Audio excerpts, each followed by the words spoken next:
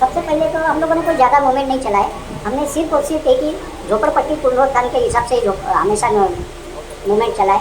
झोपड़पट्टी में पुनर्वसन, झोपड़पट्टी में बच्चों का एजुकेशन के लिए और झोपड़पट्टी के लोगों का रहनीमान सही ढंग से हो, इसी के ऊपर हमारे ज़्यादा करके मूवमेंट रहे हैं। और सबसे अहम हमारा मूवमेंट रहा है कि झोपड़पट्टी पुनर्वसन। झोपड़पट्टी का पुनर्वसन, उनका पढ़ाई, उनका रहन सहन। हाँ।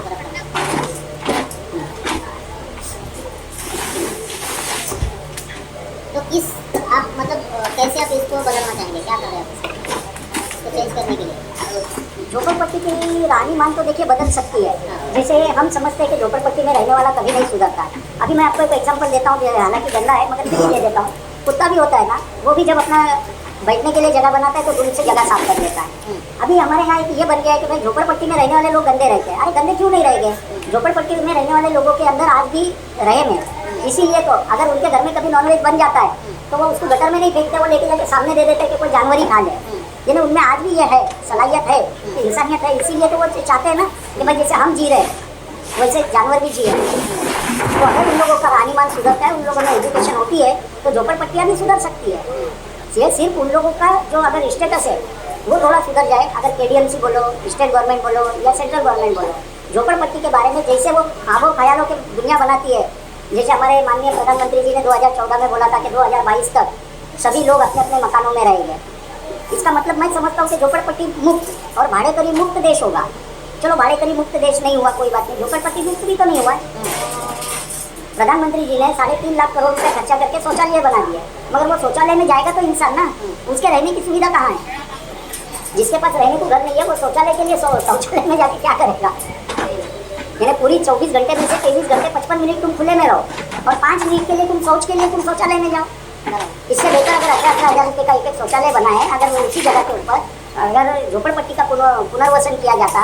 जैसे मैं ज़्यादा दूर नहीं जाऊँगा, मैं पूरे देश के ऊपर डिस्कस करूँगा तो मेरी छोटा वो बड़ी बात हो जाएगी। मैं अपने कल्याण के बारे में बताता हूँ। कल्याण में कम से कम 62 झोपड़पट्टियाँ हैं। 62 झोपड़पट्टी में कम से कम 1 लाख से ज़्यादा लोग रहते हैं। 1 लाख से ज़्यादा लोग रहते हैं और इनके पुनर्वसन के लिए अगर जैसे कि ये BSUP जो आदरणीय प्रधानमंत्री मनमोहन सिंह जी के दौर में आया था, जवाहरलाल नेहरू राष्ट्रीय पुनरुत्थान योजना, उसके तहत जो BSUP कल्याण में बनाए, BSUP के तहत 17 से 18,000 घर बनके रेडी पड़े। मगर KDMC ने क्या किया है कि जो घराई घर थे उन लोगों को कन्वर्ट करके BSUP में ट्रांसफ़र किया।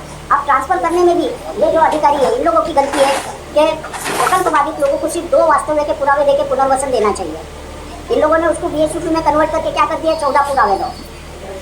यानी जो प्रकल्प बाधित था उसको घर के बदले घर मिलना चाहिए था, उसके पास उसके 2 पुरावे थे, मगर आप लोगों ने उसको BSUP में कन्वर्ट किए। क्यों कन्वर्ट किए? BSUP क्या है? BSUP है शहरी गरीबान सटी घर कुल योजना। यानी जिस किसी के पास भी कल्याण शहर में घर नहीं है उसने अपने पुरावे सादर करना कि भाई मेरे पास कोई घर नहीं है और गवर्नमेंट को 10% लाभार्थी भरना और BSUP में घर लेना। मगर ये आपने घर के ऊँची घर योजना वालों को ये भी किया, उसके अलावा उनसे 10% भरना भी ले रहे हो। और अभी तो इन्होंने नया सिस्टम चालू किया है कि उसका रजिस्ट्रेशन भी करना पड़ेगा। रजिस्ट्रेशन की भी 2% फीस लग रही है, 1% और खर्चा लग रहा है। यानी 70,000 आप भी लोगे, 75,000 रुपये रजिस्ट्रेशन का भी जाएगा, हमारा घर भी गया। तो ऐसे तो कभी भी देश गरीबी मुक्त और झोपड़पट्टी मुक्त नहीं होगा। मेरे पास 1.5 लाख रुपया नहीं है, मैं तो कहीं और जाके झोपड़ा ही बनाऊँ। 2017 में आपका संस्था रजिस्टर हुआ है, तब से लेकर आज तक आपने कितने लोगों को घर दिलाया या उसके लिए कहाँ फाइट कर रहे हैं और क्या कर रहे हैं? फाइट किया।